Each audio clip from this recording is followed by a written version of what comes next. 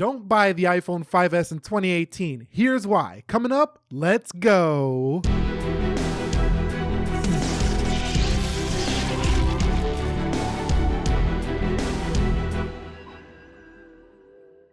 So what is up, guys? Nick here, helping you to master your technology, and don't do it.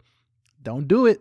Don't buy the 5S in 2018. Here is why. Now, a lot of you know that this phone has been, one of the most popular videos on the channel. A lot of people might have found me through this phone here. And my opinions have changed on this phone since those videos. Now, last year I recommended this because it was running okay on iOS 10. It wasn't great, but it was good enough to recommend it. I think it was 16, it was running iOS 9. It ran okay, it ran pretty good on iOS 9.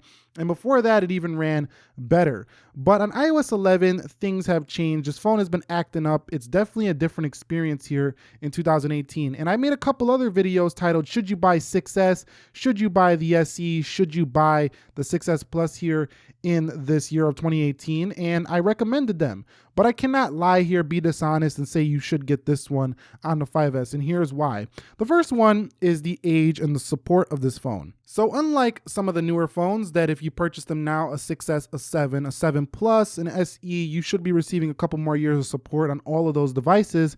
This is likely the last year of the 5S. Now, I can't be 100% sure, but if we take a look at Apple's history, there's a high likelihood that this is the last year of support with the 5S. I mean, they're even having issues with the newer phones on iOS 11, so I don't expect the 5S to see an update after this year. Now, the second reason, since we're talking about software, is just basically software in general.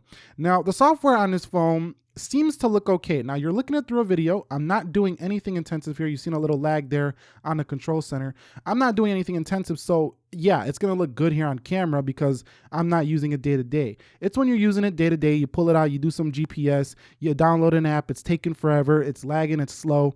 That's the 5S. That's basically the experience you're getting with this phone right now. Now, this phone also doesn't have 3D touch. A lot of people don't care about that. Neither does the SE, neither does the iPhone 6, which I don't recommend that phone either, the 6. That's why I haven't made a video about it just yet. But some of the people you're going to read in the comment section are going to disagree with my points here, and they're going to say, I have a 5S that runs great. And one thing I think nobody ever mentions, and this is a truth that a lot of people like to deny, is a lot of people started out using a cheap Android phone that had lag issues, ran the OS kind of weak. Android needs a lot of RAM. You need to use a flagship Android if you want to have excellent, amazing performance on an Android device. Then they come over to an iPhone and they have a great experience because the iPhone OS is just a little bit better optimized. However, they never use a flagship phone, and then they come up here and say, Apple this, Apple that, Apple's amazing, Apple this.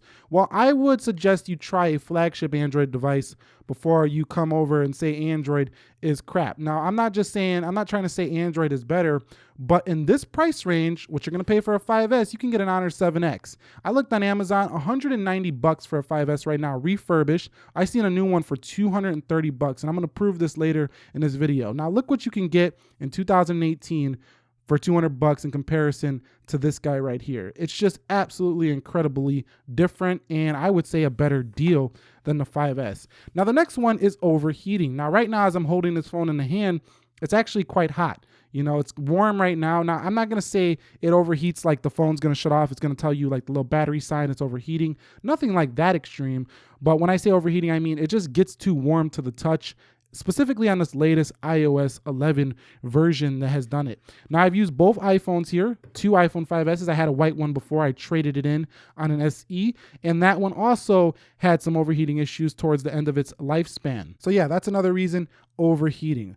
My next reason is the cameras. Now, the cameras are 8 megapixels. So, this is a little behind and outdated when it comes to the camera tech here for the 5S. Now, the 5S never had horrible cameras. It was one of the best of its time, but its time is long gone. And there is cameras that are on cheaper phones that have surpassed this in the megapixel count, also in the aperture level. So you'll get brighter photos, better in low light than the 5S. The 5S does like to produce some solid photos up close, But when you get in low light and stuff like that, you start to get noise. Now, don't be fooled here. You're looking at fluorescent lighting. Any freaking phone's gonna look good through these lights that I'm pointing down at the table. But take this phone out on the night. There's a lot of phones that will beat it in this price range. Also, the video doesn't do 4K. So if you buy this phone right now, you're automatically not going to have 60 FPS on your video recording. Neither are you going to have 4K. The next one is battery. And this one, I'm just going to beat on it. I don't care. The iPhone 5S is atrocious when it comes to the battery life. Now, you've seen it's been dropping throughout this video already. Now, this phone never, even on its best battery days, I never got through the entire day with the 5S on the battery life. And it's gotten worse since the latest updates. And users of the 5S, you can attest to this. There's going to be people down below saying this is totally true. There's going to be some people still hating, but I've had people commenting me left and right. The 5S battery life is horrible. My battery's horrible. What do I do? What do I do? And there's really not much you can do. You can try the tips, but simply the 5S just doesn't have the most amazing battery life. And I mean, even some of the newer iPhones don't have the most amazing battery life. So don't expect one with an older, smaller, and less optimized efficient processor running on okay software. iOS 11, Apple decided to focus more on their hardware this year with iPhone 10 than their software, and they've received a lot of backlash. Don't expect the 5S to be some, champ in the battery life. It's just not going to do it. And my next one is the price is too darn high for what you're getting here with the 5S. Let me go ahead and grab another iPhone over here and go ahead and show you what I'm talking about. So here's a 5S on Amazon. I like to use Amazon because they're one of the most popular retailers people like to buy stuff from. So you can see $189, $219, $230, $190. I mean, this is ridiculous. $149, you can get yourself iPhone SE right now for the same price. So look at that. I mean, you're really getting ripped if you buy an iPhone 5S right now. Now, anybody who knows anything about the phone market knows in this price range, that is a horrible deal for this phone. Now, what's really draws people in about this phone is its Apple logo, its design. They think, oh, I'm gonna get the 5S. It's going to be cool because I got an Apple iPhone and it was cheap, but I still got an Apple iPhone. No, that'll wear off quick and you'll start to use it and realize, ooh, this is not as amazing as I thought it was. And my last reason is there's a lot of other options in this price point. As a matter of fact, I'm going to do a video on the Note 5 soon, but the Note 5 can be found on Swappa for around $220 or so. So it's still in the same price range as this little 5S, and we all know the Note 5 crushes these phones right here. If you haven't used it before, it's much faster. It has S Pen, it's better camera, it's a better phone 10 times over than the 5S. So there's just a lot of other options than this in this price range. So that's it. Don't buy the 5S in 2018. This is just my suggestion based on personal experience using this phone for quite some time. Now, some people are going to say, I don't agree with this. The 5S is working fine for me. And that's fine because everybody's got their personal opinion. But I'm talking from the perspective of, somebody who uses multiple smartphones and what a potential buyer in 2018 could purchase right now. Because some people look at these cheap phones and they think, okay, I'm getting myself a deal. And this one is just not that. Now, I might still throw the 5S in a video here and two, comparing it to multiple iPhones for people who still use this phone. But if you're coming in